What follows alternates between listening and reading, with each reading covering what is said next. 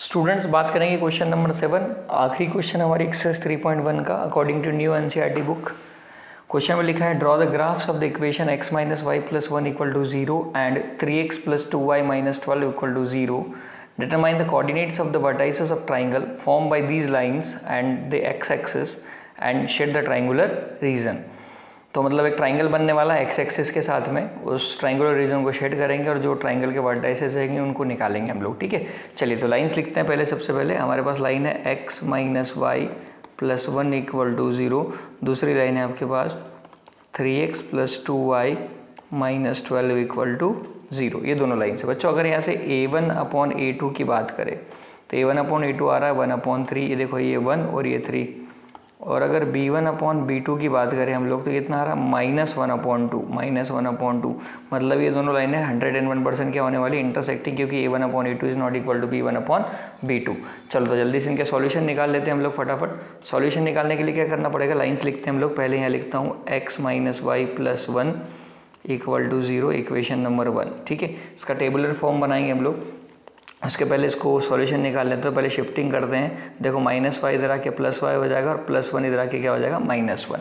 अब वैल्यूज़ निकालते हैं। देखो मैंने रखा put y is equal to 2, y को 2 रखूँगा मैं। तो देखो यहाँ से क्या आएगा x is equal to 2 minus 1। तो x कितना आ जाएगा यहाँ पे, x आएगा यहाँ पे 2 माइनस 1, x कितना हो जाएगा 1। जब y 2 था तो x कितना आया 1। ठीक है, सिमिलरली अगर मैं बात करूँ एक और वैल्यू रख देता हूँ, put y is equal to 3। तो y 3 रखूँगा तो कितना हो जाएगा 3 माइनस 1, तो x कितना आ जाएगा आपका 2। ठीक है, तो हमारे पास एक वैल्यू आ गई, मैंने ग्राफ बना रखा है उसमें रख देते हैं हम लोग। ठीक है, तो यहाँ से पहली लाइन की सिचुएशन आ गई हमारे पास, जब y 2 है तो x 1 आया है। ठीक है, हम लोग यहाँ पर ग्राफ जो हम लोग बनाने वाले हैं वहाँ पर रख देते हैं। जब y 2 रखा है तो x 1 आया है हमारे पास। और क्या सिचुएशन है हमारे पास बच्चों, जब लोगों ने y 3 रखा है तो x कितना आया 2 आया है। जब y को 3 रखा है मैंने, जब y को 3 रखा तो x कितना आया 1। ये उल्टा हो गया बच्चों। यहाँ पर देखो फिर से मैं इसको इरेज कर देता हूँ, फटाफट हो जाएगा। जब y मैंने 2 रखा तो x 1 आया है और y को 3 रखा तो x कितना आया आपका 2 आया है। ये पहली लाइन के सॉल्यूशन हम लोगों ने टेबुलर फॉर्म बना ली। अब दूसरी लाइन पर चले। दूसरी लाइन है हमारे पास 3x plus 2y minus 12, equation number 2। इसका टेबुलर फॉर्म बनाएंगे तो हम लोग लिखेंगे 3x plus 2y equal to 12। Shifting करते हैं पहले, फिर 2y को शिफ्ट करेंगे तो ये हो जाएगा प्लस का 2y इधर आके हो जाएगा माइनस 2y। फिर x के साथ में जो कोफिशिएंट है उसको शिफ्ट कर दो तो 12 माइनस 2y डिवाइडेड बाय 3 हो गया। अब बच्चों देखो यहाँ पर बहुत इजीली हम लोग इसको करने वाले हैं। सबसे पहले मैं लेता हूँ पुट y इक्वल टू 0। देखो y 0 करने से ये पूरी वैल्यू 0 हो जाएगी, तो क्या हो जाएगा देखो x is equal to 12 minus 2 into 0 divided by 3। तो x इज इक्वल टू कितना आ जाएगा 12 डिवाइडेड बाई 3, मतलब कितना आ गया आपका 4। तो जब y 0 है तो x 4 है। एक वैल्यू आ गई, हम लोग फटाफट इसमें पुट कर देते हैं। ठीक है, जब y 0 है तो x आ रहा है हमारे पास कितना 4। ठीक है, वापस से इक्वेशन पे जाते हैं हम लोग। सेकेंड पार्ट में हम लोग यहाँ पुट करते हैं। देखो अब पुट वापस से देखो मैं y को 3 पुट करता हूँ। क्यों 3 पुट कर रहा हूँ इसके पीछे रीजन देखो। 2 इंटू 3 6 हो गया और 12 में से 6 गया तो 6 और 6 3 से इजीली डिवाइड हो जाएगा। मैं नहीं चाहता कि कोई फ्रैक्शन में वैल्यू आए मेरे पास। ठीक है, चलिए तो यहाँ पर कितना हो जाएगा 12 माइनस 2 इंटू 3 डिवाइडेड बाय 3 है यहाँ पर। ठीक है, तो x इज इक्वल टू कितना हो जाएगा 12 माइनस 6 डिवाइडेड बाय 3, मतलब कितना हो गया 6 डिवाइडेड बाई 3। आंसर आउट करना 2 हो गया। तो जब y 3 है तो x कितना आ रहा है मेरे पास 2 आ रहा है। जब y 3 है तो x कितना आ रहा है आपके पास 2 आ रहा है। x कितना आ रहा है आपके पास 2 आ रहा है। चलो बच्चों इसके हेल्प से हम लोग ग्राफ बनाते हैं। जल्दी से पॉइंट्स को लोकेट करें।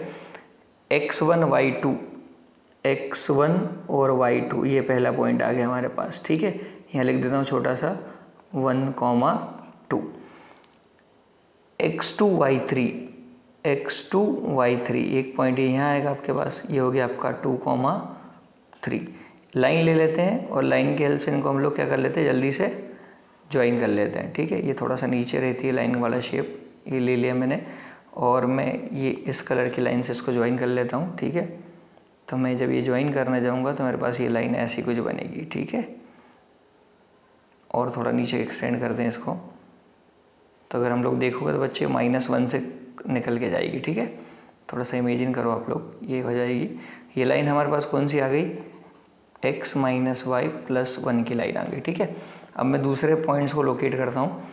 x4 y0 ये आ गया, देखो x4 और y में 0, कुछ जाना ही नहीं आगे तो y0। x2 y3 ये रहा, देखो वापस से वही पॉइंट आ गया हमारे पास, ये वाला सेम पॉइंट, ये 2 पॉइंट आ गए, ठीक है। इनको ज्वाइन कर लेते हैं। Let me take the line ले लेते हैं हम लोग वापस से,